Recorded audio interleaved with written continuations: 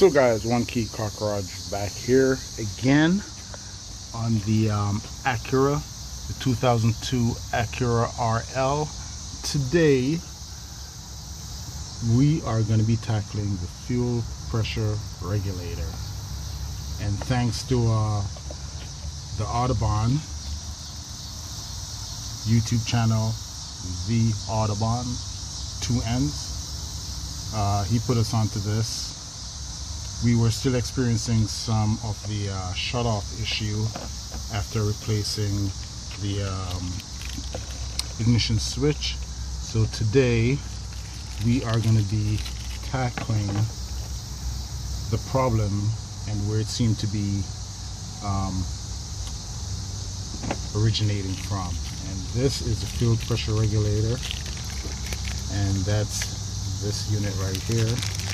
And this is the replacement part. Alright, and that's our part number. Alright, so get back at you. So first guys, before tackling this puppy right here, you want to make sure you have your 17-inch or 17 millimeter wrench. Alright, this is a pressurized system as well. We're dealing with a fuel system here, so we also want to release some of that pressure by, you know, removing the gas cap. That's one way to do it. Alright guys, so I'll get back at you. So guys, next step is to get yourself pliers, remove the hose from the 2 nipples here. So you can have one hose there, one there, and as you can see, as we're looking at the unit itself. Alright, once you have those hoses removed, then this nut right here, that's why you're going to need the 17 mil, okay, to loosen that up in a counterclockwise direction. Alright, this screw is not going to take this entire thing off. Alright, the screw just allows you to loosen this thing up, and you're going to have to spin the entire unit out of that socket. Alright, you got to spin the entire thing over. So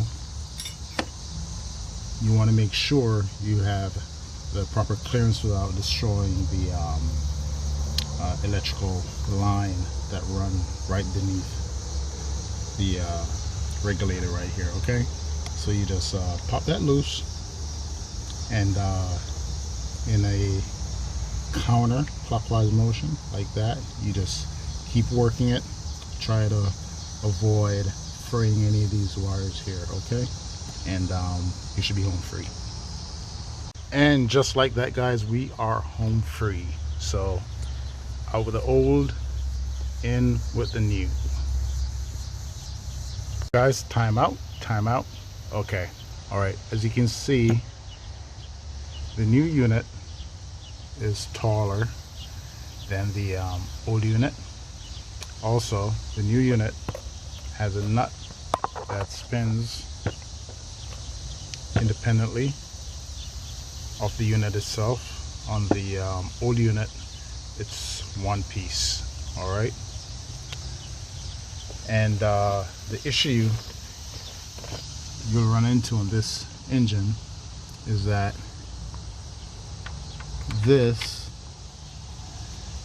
it does not allow the entire unit to spin freely without obstructing on this wire loom right here. It's a cover for the wire loom. I think I'm going to have to remove it somehow to allow this to spin freely without having the nipples here obstructing on that. So I'll get back at you. So the good thing about wires guys is that they can be manipulated. So what I had to do was use this device here, or you can use a flathead or something like that to kind of pry this to the side. The wire loom cover here, it's a piece of plastic, so I just manipulate that so we can get our nipple here turning over, alright, and you know, seated in. So we move along. So just like that, guys, everything is in, we are running, and new regulator in. So far we've been idling for a while. The first couple starts it shut off, and figured it just needed some priming, but once I revved it up a couple times it stayed running. So guys, I think that's it, and we will get back with you if or I will get back with you if we run into any issues, or if that turns out not to be the case. But so far so good.